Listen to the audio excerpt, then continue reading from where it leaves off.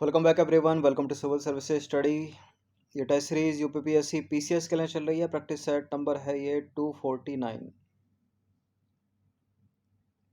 तो चलिए स्टार्ट करते हैं। प्रैक्टिस करेंगे। इसमें हम स्टैटिक जीके का क्विज, जो सीरीज हमारी चल रही है डेली 15 से 20 प्रश्न की, साथ साथ करंट अफेयर्स भी चल रही है। इनको फॉलो करते रहिए हर दिन। तो क्वेश्चन नंबर बना यहाँ पर, डायनामाइट का मुख्य घटक क्या है जो इसे अत्यधिक विस्फोटक बनाता है? TNERDX, अमोनियम नाइट्रेट या नाइट्रोग्लिसरिन? डायनामाइट का मुख्य घटक जो उसे अत्यधिक विस्फोटक बनाता है वो है नाइट्रोग्लिसरिन। Option number A. ये नंबर है, इस पर कॉल या व्हाट्सएप करके आप फुल टेस्ट PDF सीरीज प्राप्त कर सकते हैं। देखिए, डायनामाइट मुख्य रूप से नाइट्रोग्लिसरीन को एक शोषक पदार्थ के साथ मिलाकर बनाया जाता है ताकि सुरक्षित संचालन के लिए वाष्पशील यौगिक को स्थिर किया जा सके। क्वेश्चन नंबर 2 पर आ जाइए। डेंगू जो है वो मुख्य रूप से मच्छर की किस प्रजाति द्वारा फैलता है? प्रश्न इंपॉर्टेंट है। डेंगू, देखिए मलेरिया जो है वो तो मादा एनाफ्रीज से फैलता है और डेंगू फैलता है इंडीज से, इंडीज इजिप्टी। ऑप्शन नंबर बी है इसका आंसर। तो डेंगू जो है मुख्यतः इंडीज इजिप्टी मच्छर द्वारा फैलता है। डेंगू वायरस से संक्रमित किसी व्यक्ति का खून पीने के बाद मच्छर जो है संक्रमित हो जाता है और वह डेंगू का वाहक बन जाता है। संक्रमित मच्छर के काटने के 5 दिनों के बाद डेंगू के लक्षण दिखने लगते हैं और ये 1 हफ्ते या उससे अधिक समय तक रह सकते हैं। क्वेश्चन नंबर 3 पर आ जाइए। भारत में कौन सा भूकंपीय क्षेत्र सबसे अधिक भूकंप प्रवण है और जहां 7.0 से अधिक तीव्रता वाले भूकंप आए हैं? वो है भूकंपीय क्षेत्र 5। ऑप्शन नंबर डी है इसका आंसर। देखिए, भूकंपीय जोन 5 यह क्षेत्र जो है फॉल्ट प्रणालियों की उपस्थिति के कारण भूकंपीय रूप से सर्वाधिक सक्रिय होता है।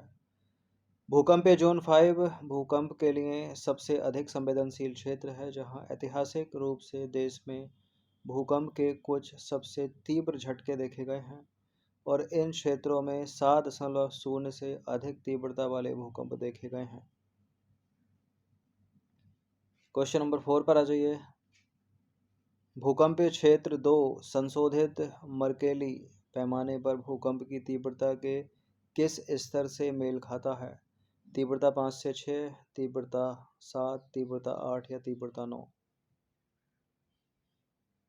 इसका आंसर ऑप्शन नंबर ए, तीव्रता 5 से 6। देखिए, भूकंपीय क्षेत्र 2 पैमाने यानी संशोधित मर्केली तीव्रता पैमाने की तीव्रता 5 से 7 के अनुरूप, 5 से 6 के अनुरूप मामूली क्षति वाले भूकंप क्षेत्र। क्वेश्चन नंबर 5 पर आ जाइए। भारत में भूकंपीय खतरे के नक्शे और कोड प्रकाशित करने के लिए कौन सी एजेंसी जिम्मेदार है इनमें से? क्या भारतीय भूवैज्ञानिक सर्वेक्षण या भारतीय मानक ब्यूरो, भारतीय मौसम विज्ञान विभाग या राष्ट्रीय आपदा प्रबंधन प्राधिकरण? इस तरह के प्रश्न कंफ्यूजिंग होते हैं क्योंकि लगभग सभी लग रहे हैं। ठीक है, पहला, दूसरा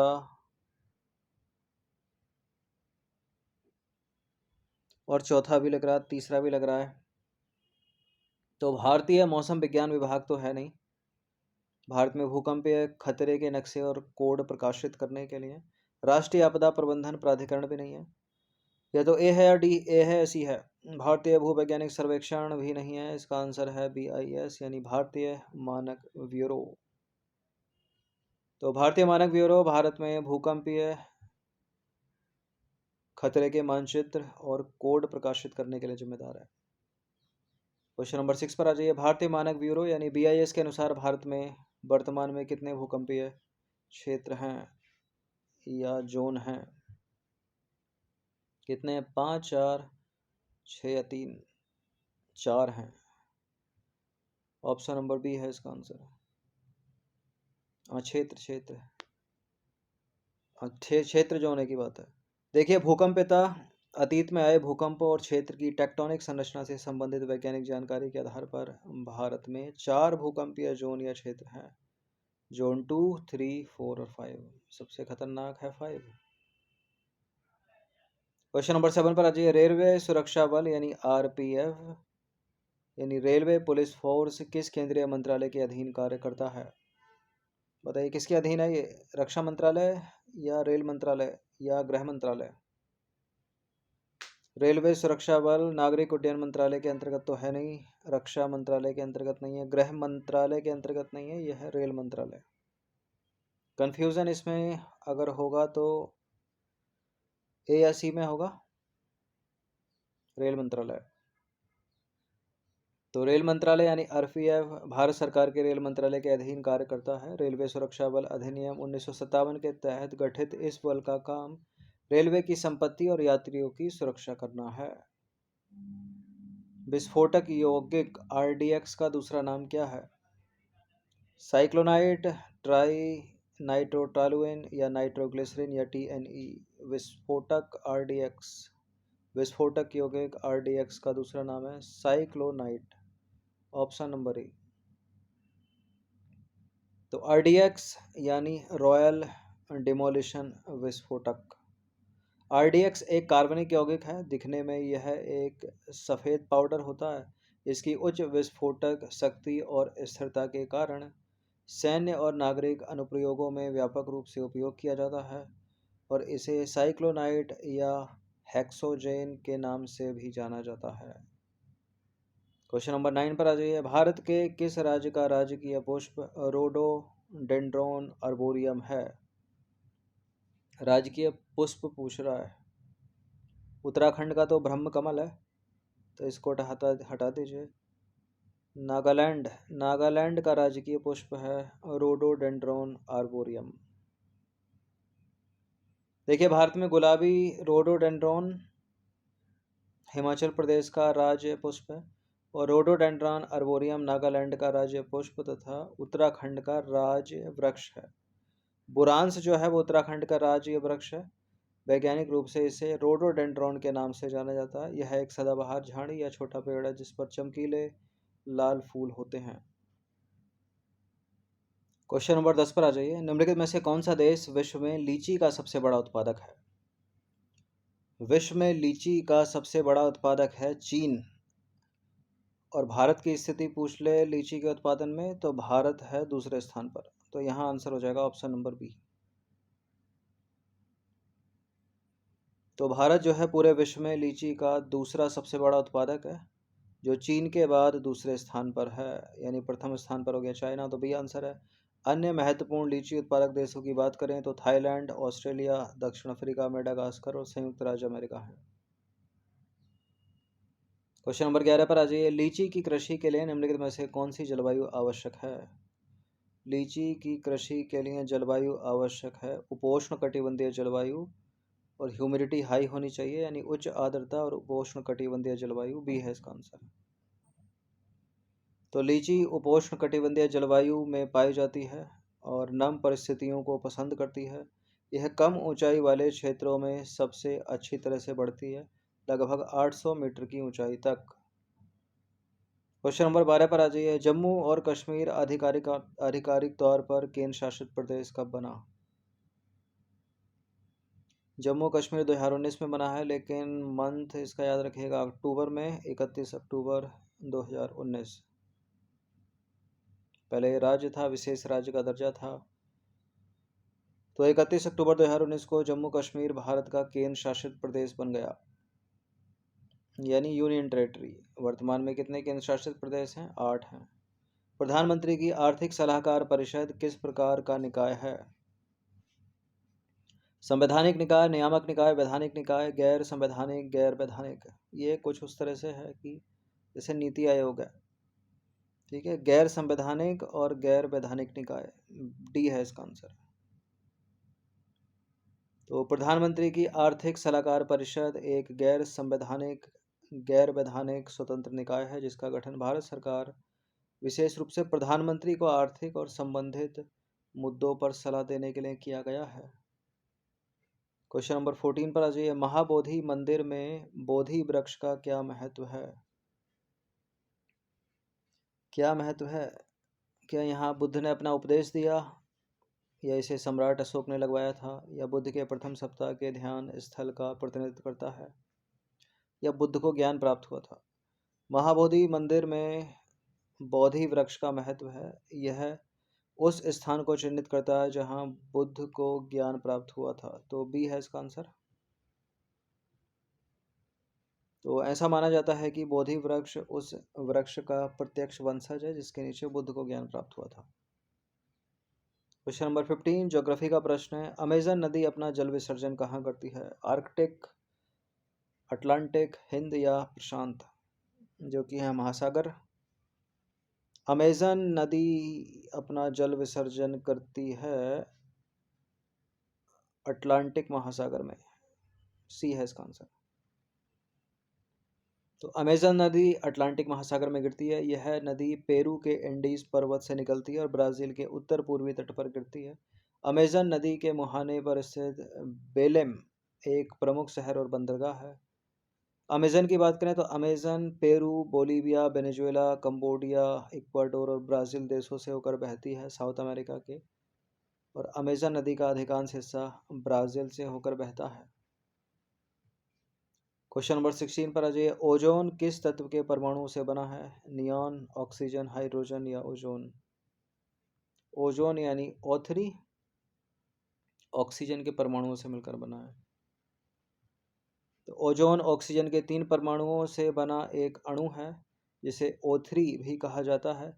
ओजोन की एक परत पृथ्वी के समताप मंडल में मौजूद है, इंग्लिश में स्ट्रेटोस्फियर, और पराबैंगनी किरणों को पृथ्वी की सतह तक पहुंचने से रोकती है। ऑक्सीजन का अपरूप है ओजोन, और यह एक विशिष्ट तीखी गंध वाली हल्के नीले रंग की गैस है। क्वेश्चन नंबर 17 पर आ जाइए। निम्नलिखित में से किस मॉनसून से भारत में सर्वाधिक वर्षा होती है? भारत में सर्वाधिक वर्षा होती है दक्षिण पश्चिम मॉनसून से।